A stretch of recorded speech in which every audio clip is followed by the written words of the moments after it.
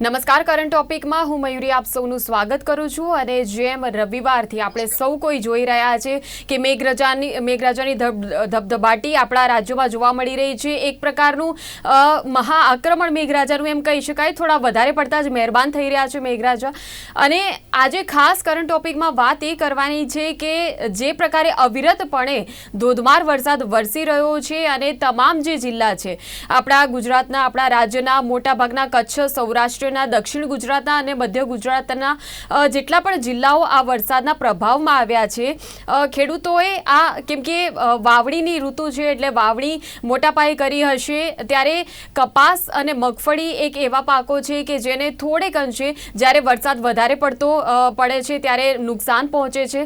આની સાથે સાથે અમુક શાકભાજીના પણ એવા પાકો છે કે જેને વરસાદના કારણે નુકસાન પહોંચ્યું છે. ત્યારે મારી સાથે આજની ચર્ચામાં બે કૃષિ નિષ્ણાતો જોડાયા છે અને તેમની પાસેથી આપણે એ જાણવાનો પ્રયાસ કરીશું કે આખરે કયા પાકોનું આપણા રાજ્યમાં વાવેતર થાય છે, જગતનો તાત કયા પ્રકારની મુશ્કેલી અત્યારે હાલના તબક્કે વેઠી રહ્યો છે, અને જ્યારે વરસાદની આ પ્રકારની સ્થિતિ આપણા રાજ્યમાં આવી પડેલી છે ત્યારે આખરે ખેડૂતે શું કરવું જોઈએ, તેના પાકને બગડતો અટકાવવા માટે કયા પ્રકારની કેવી પદ્ધતિ અપનાવવી જોઈએ, કયા પ્રકારના એવા પદાર્થો વાપરવા જોઈએ કે જેથી પાક જે છે તેને વધુ નુકસાન થતું બચે, વધુ સડો આવતો વટકે. તો આ તમામ પ્રકારની બાબતોને આવરી લેતી આજની ચર્ચામાં ભાગ લેવા માટે મારી સાથે બે મહેમાન જોડાયા છે. મારી સાથે જોડાયા છે જયેશભાઈ હિરપરા કે જે પોતે કૃષિ તજજ્ઞ છે અને ખાસ કરીને સૌરાષ્ટ્ર વિસ્તારના, આમ તો રાજ્યભરમાં તમામ જે જિલ્લાના ખેડૂતો છે તેની સાથે તેમને પરિચય છે અને ખેડૂતોને અવારનવાર માર્ગદર્શન આપતા હોય છે. જયેશભાઈ આજે વાત કરશે કે સૌરાષ્ટ્રભરમાં પહેલાં તો કયા કયા પાકોનું વાવેતર થાય છે, કેવા પ્રકારે નુકસાન થતું હોય છે અતિવૃષ્ટિમાં, અને જ્યારે આ પ્રકારે વરસાદ છે ત્યારે ખેડૂતોએ શું કરવું તેનું માર્ગદર્શન. તો જયેશભાઈ, ખૂબ જ સ્વાગત છે આપનું કાર્યક્રમમાં. હાજી, નમસ્કાર મેડમ. હવે આપના જીટીપીએલ ન્યૂઝ ચેનલ માધ્યમ આપ સૌનું સ્વાગત છે. અને બીજું કે આપણે જે 72 કલાકથી અવિરત જે સતત વરસાદ પડી રહ્યો છે, એટલે જે વરસાદ પડે ત્યારે લાભ એટલે કે લાભ અને નુકસાન બે સાથે હોય છે, પણ વધારે પડતો લાભ હોય છે.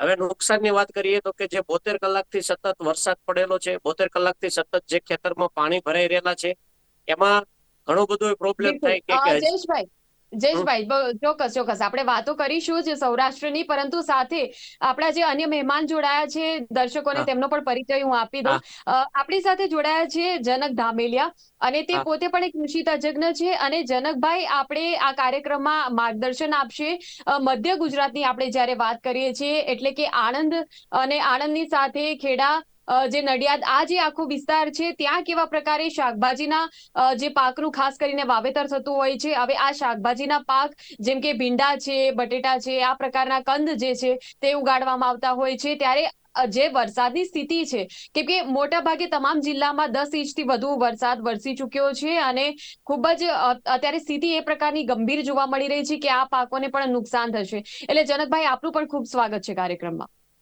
નમસ્કાર. જી, હવે શરૂઆત જયેશભાઈ, જે પ્રકારે તમે કહી રહ્યા હતા કે તમામ જે લાભાલાભની આપણે જ્યારે વાત કરી રહ્યા હતા કે મેઘરાજા જ્યારે મહેર બનીને આવે ત્યારે ચોક્કસ લાભ થાય છે, પણ મેઘરાજા અત્યારે કહેર બનીને વરસી રહ્યા છે.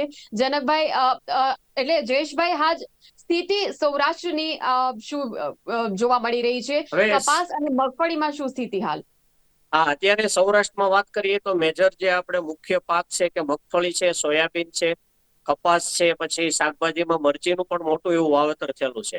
પણ છેલ્લા 2 દિવસથી જે સતત પવનની ગતિ જે છે, પવનની ગતિ જે 35-40 કિલોમીટરની સ્પીડથી પવન ફૂંકાય છે, એમાં મરચીના જે આજ સવારે મેં અહેવાલ લીધા એ પ્રમાણે ઘણી બધી મરચી છે કે એ બટકી ગઈ, એટલે કે ભાંગી ગઈ છે, તૂટી ગઈ છે, એટલે એ ટોટલ આમ લોસ કહી શકાય. બીજું કે આગતરા જે વાવેતર કરેલા છે, આગતરા કપાસનું વાવેતર છે, દિવેલાનું વાવેતર છે, જે 3 થી 4 ફૂટની ઊંચાઈ વાળા પાક છે, એ પાક પણ નીચે આમ ઢળી ગયા છે, આડા પડી ગયા છે, એટલે એમાં પણ ઘણી બધી નુકસાની છે. જ્યારે મગફળી અને સોયાબીનની વાત કરીએ તો કે મગફળી અને સોયાબીન એ બે પાક એવા છે કે પાણી ખમી શકે, એટલે કે 10 ઇંચ, 15 ઇંચ, 20 ઇંચ સુધી વરસાદ હોય તો એને એટલી બધી નુકસાની તરત ન જાય. પછી 72 કલાક કે 100 કલાક જેવું, એટલે કે 3 થી 4 દિવસ જેવું સતત પાણી જો ભર્યું રહે તો એમાં પછી નુકસાની જાય છે. પણ પરિસ્થિતિ મયુરીબેન એવું છે કે હવે જયારે ખુલ્લું થશે, વાતાવરણ જયારે તડકો પડશે, ત્યારે રિયાલિટી શું છે એ આપણને ત્યારે ખબર પડશે.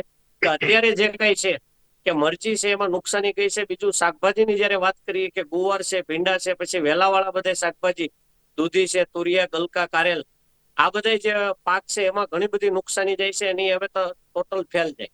જે પાક આડો પડી અને ભાંગી જ ગયો છે એ પાક તો ખેડૂતને ખેતરમાંથી નીકાળી અને નવું જ વાવેતર કરવાનું આવે.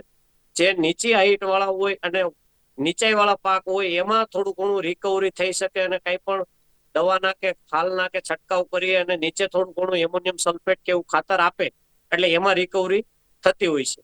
પણ હાઈટ વાળા પાક છે અને જે બીજી વાત કરીએ કે કાંઠા વિસ્તારની કે નદી કાંઠાના વિસ્તારના છે કે હોકળા જે જાતા હોય એ કાંઠા વિસ્તારના ખેતર છે અને ઈ પાણી જે ખેતરમાં પડ્યું છે એટલે ખેતરમાં પણ ઘણું બધું ધોવાણ અમુક અમુક વિસ્તારમાં થયેલું છે. જે હમણાં વાત કરીએ તો કે મેં વાંકાનેર વાત કરીએ તો કે એમાં આગલા દિવસનો 10-12 ઇંચ વરસાદ હતો, ગઈ રાતનો 15-16 ઇંચ વરસાદના સમાચાર છે. તો એ 2 દિવસમાં 20-25 ઇંચ જેવો વરસાદ પડે છે. તો એ 20-25 ઇંચ વરસાદથી ઘણું બધું નુકસાન જાય છે.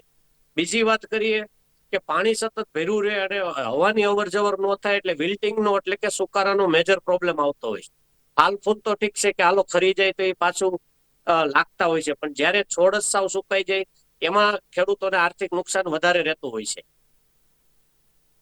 બિલકુલ જયેશભાઈ, હવે આ પ્રકારની જ્યારે સ્થિતિ છે, આપ સૌથી પહેલા તો ખેડૂતોને શું કહેવા માંગશો કે કયા પ્રકારે પછી હવે સ્થિતિ નિયંત્રણમાં લઈ શકાય?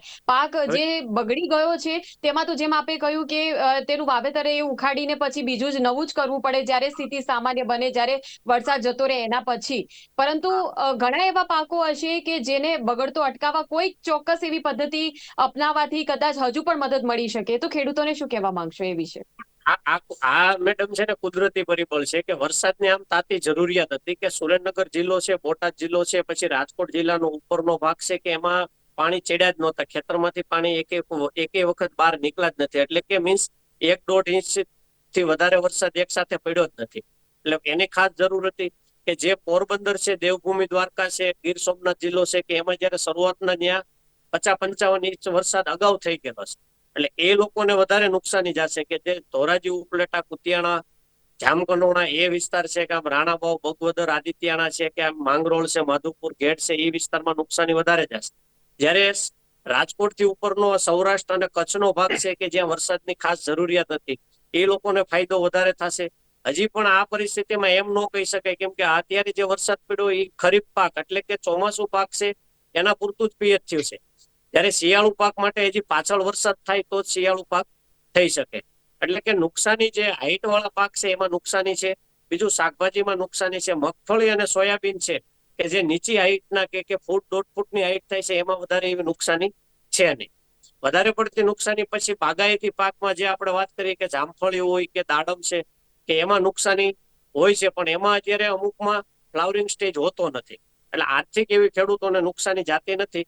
પણ મેઇન નુકસાની મયુર મેડમ એવું થાય કે જે સુકારાનો પ્રોબ્લેમ આવે, આપણે જે અત્યારે 3 દિવસથી એક ધારું ઠંડુ વાતાવરણ રહેશે, પછી જયારે તડકો નીકળશે એટલે કે ટેમ્પરેચર વધશે એટલે ભયંકર વિલ્ટિંગના પ્રોબ્લેમ આવવાના ખેતર.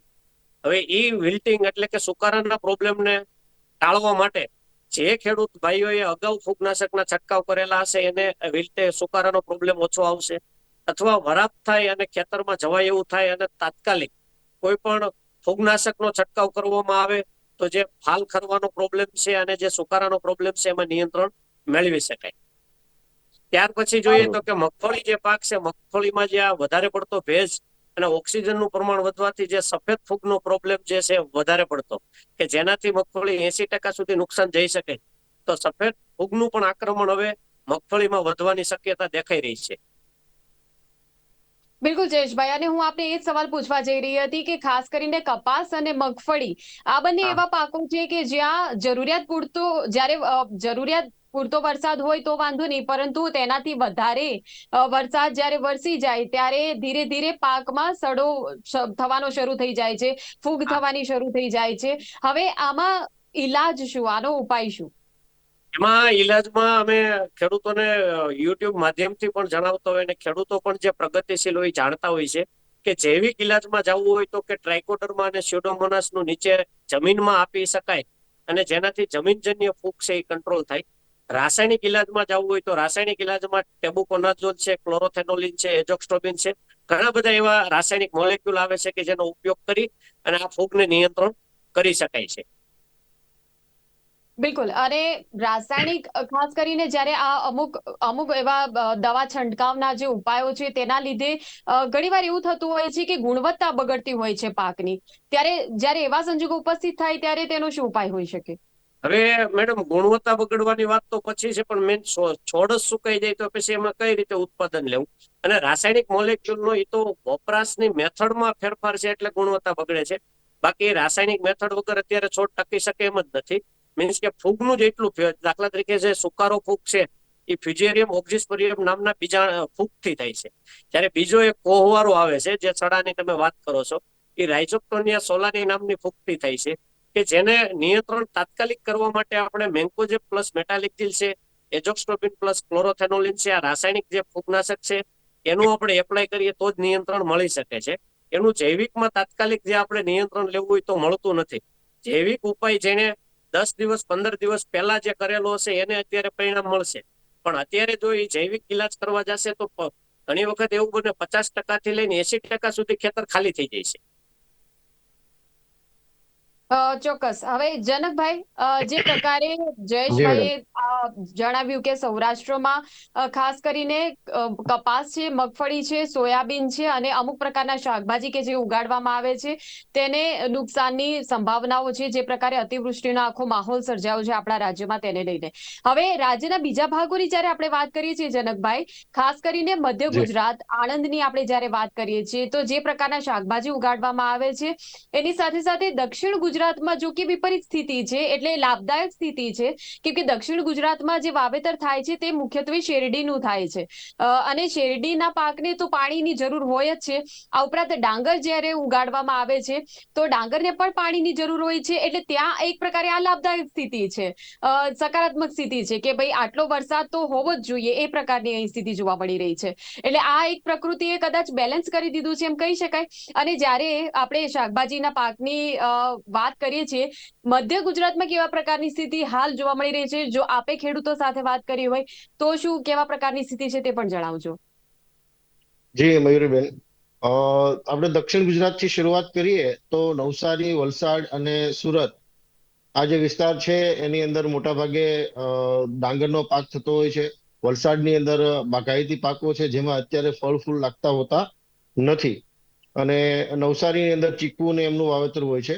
જ્યારે બાકીનો વિસ્તાર જે નવસારીનો ભાગ છે એની અંદર ડાંગરના પાકની ખેતી થતી હોય છે. જેમ તમે જણાવ્યું તેમ ડાંગરના પાકને માટે તો લાભદાયક વરસાદ છે. પણ જ્યાં જ્યાં પૂરની સ્થિતિ નિર્માણ થઈ છે, જમીનનું ધોવાણ થયું છે, ત્યાં ખેડૂતોને પરમેનન્ટ થોડું નુકસાન થઈ શકે છે.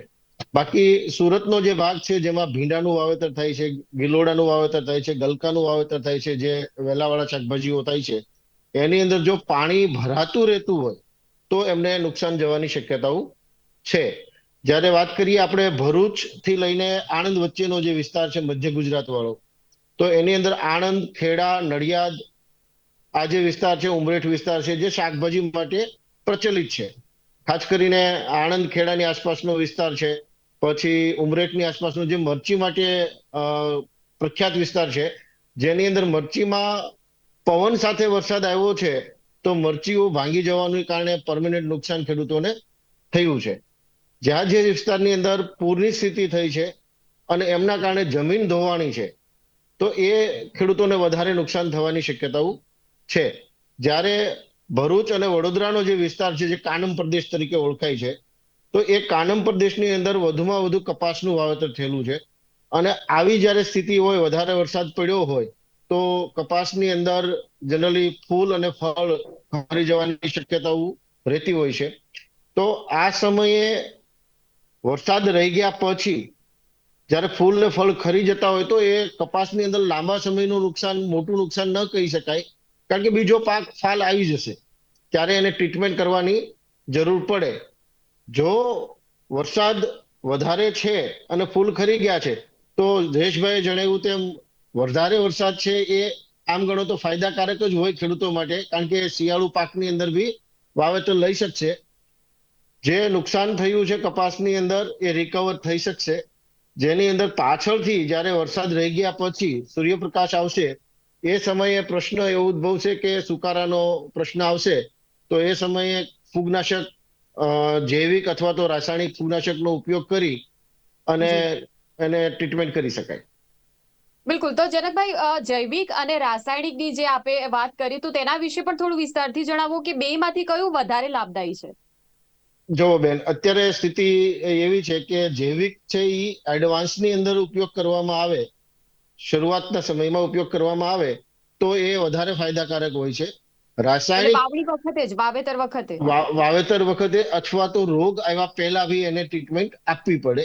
જો ટ્રીટમેન્ટ આપવામાં આવે તો ત્યારે એ વધારે ફાયદાકારક રહેતી હોય છે, કારણ કે એની ઇફેક્ટ છે એ જલ્દી ઝડપથી નથી મળતી. ને અત્યારની સ્થિતિમાં આ જે પૂરની સ્થિતિ છે, આ જે સ્થિતિ નિર્માણ થઈ છે એ સ્થિતિમાં તાત્કાલિક રિઝલ્ટ જોતું હોય તો રાસાયણિક જ ઉપાય આપણે કરવો પડે.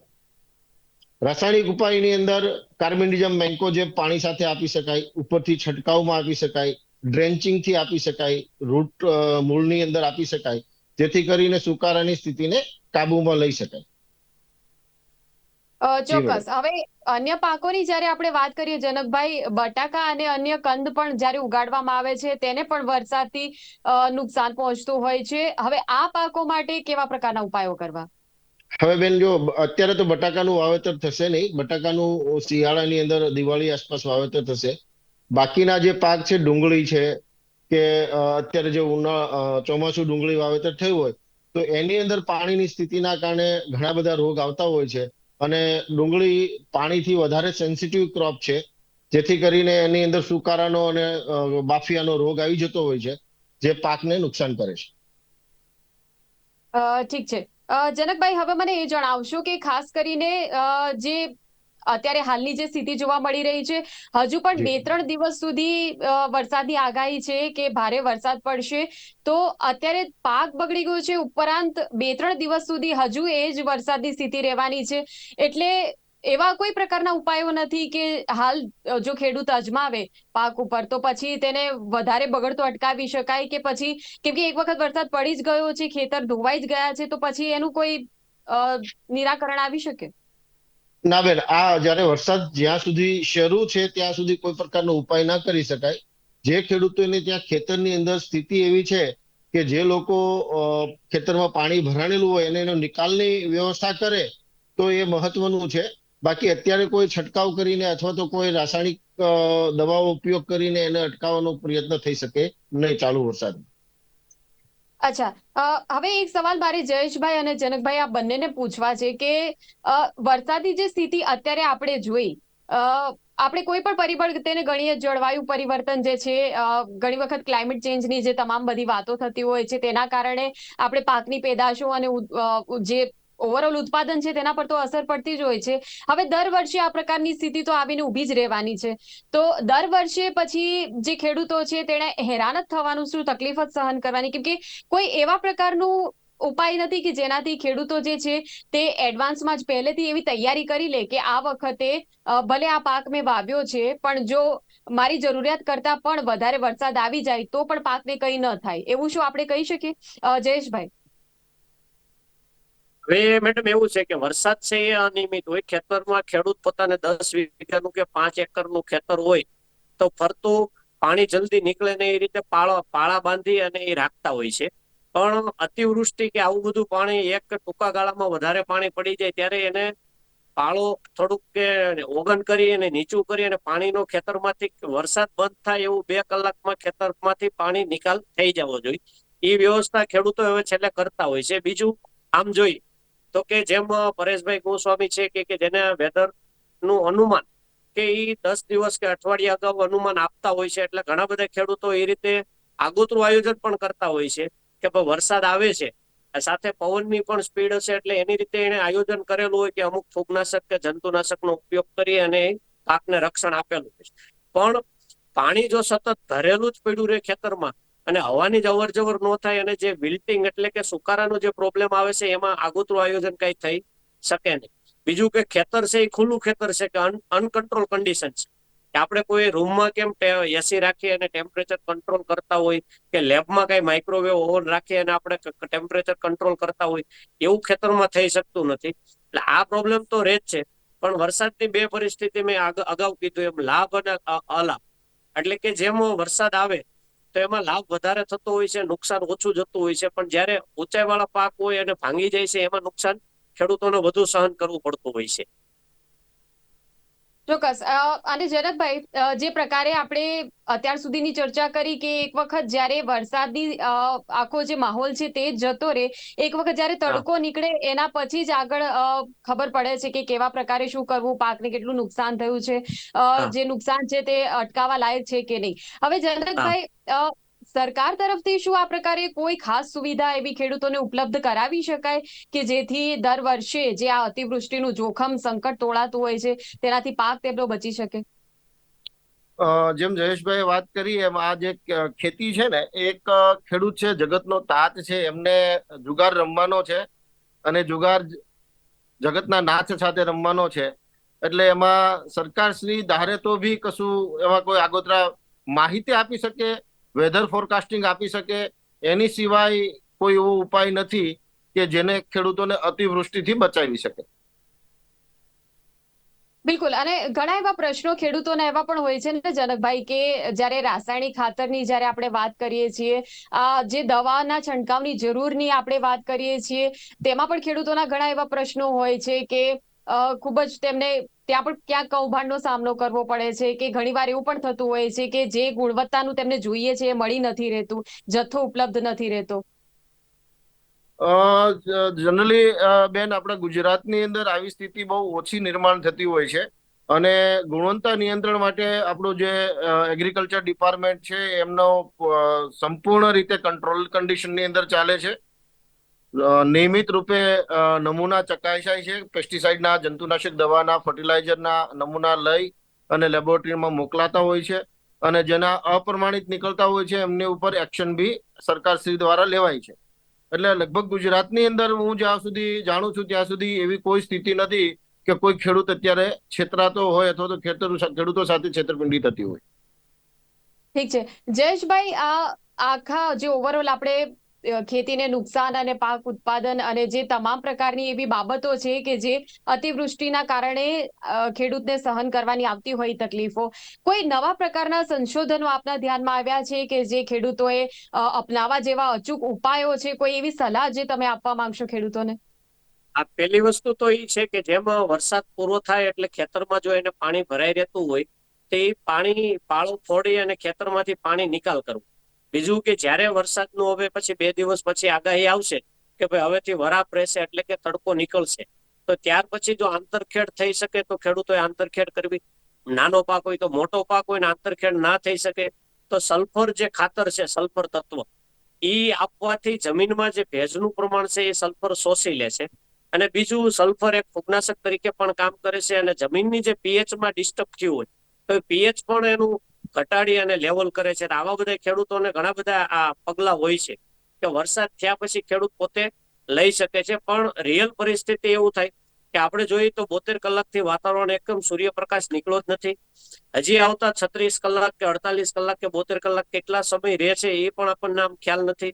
હવે એ પરિસ્થિતિ 72 કે 2 દિવસ કે 3 દિવસ થયા પછી કેટલા દિવસે એ પરિસ્થિતિ રિકવર થાય છે એના ઉપર એ ખેડૂત છે એનું આયોજન કરી શકે. બીજું કે પાક કેટલા દિવસનો છે એ પણ અગત્યનું છે કે ઘણા વિસ્તારમાં પાક છે એ 70-80 દિવસનો પાક છે, તો જે વહેલી પાકતી મગફળીની જાત છે એ હવે 15-20 દિવસમાં નીકળવા માંડશે. બીજું આપણે ખાસ જોઈએ તો કે આપણે મગફળી જે લીલી આપણે ઓળા ખાતા હોઈએ એ મગફળીનું અત્યારે જે વહેલું વાવેતર કરેલું હોય 39 નંબર, તો અત્યારે મગફળી નીકળે છે, તો એમાં નુકસાની થોડી ઘણી જાય. અથવા વરાપ રહે ત્યારે એ મગફળી ઉપાડી અને ખેડૂત માર્કેટમાં પહોંચાડે તો એમાં એમને બેનિફિટ મળતો હોય છે. તો આમાં જેમ આપણે આગળ વાત કરીએ કે ફાયદો અને ગેરફાયદો બે પણ રહેતા હોય છે. બિલકુલ. ખૂબ જ સરસ જવાબ જયેશભાઈ. અને જનકભાઈ, આપ બંને જોડાયા આજના કાર્યક્રમમાં અને બિલકુલ ખેડૂતોને ઉપયોગી એવી ચર્ચા કરી અને માર્ગદર્શન આપ્યું, એ બદલ આપ બંનેનો આભાર. નમસ્કાર. કરંટ ટોપિકમાં ખાસ આજે ચર્ચા કેમ કે સતત 2 દિવસથી જે વરસાદી વાતાવરણ આપણા રાજ્યમાં જોવા મળી રહ્યું છે તેના વિશે તો વાત કરી જ, પરંતુ સાથે સાથે કેમ કે જગતના તાત વિશે પણ વિચારવું રહ્યું. જગતનો તાત કે જેના લીધે આપણા થાળીમાં ભોજન આવે છે, જે આપણને અન્ન આપે છે, એ અન્નદાતા અત્યારે કેવી તકલીફમાં મુકાયો છે, જે તેની તકલીફોનું નિવારણ છે કેવા પ્રકારે થઈ શકે તેના વિશે પણ ચર્ચા કરવી અત્યંત જરૂરી. એટલે આજે ખૂબ જ અલગ જ પ્રકારના આ વિષય પર કરંટ ટોપિકમાં ચર્ચા કરી. તો આવા અનેક મુદ્દા સાથે ફરી મળતા રહીશું. ત્યાં સુધી આપ જોતા રહો ગુજરાત ન્યૂઝ સત્યની સાથે. નમસ્કાર.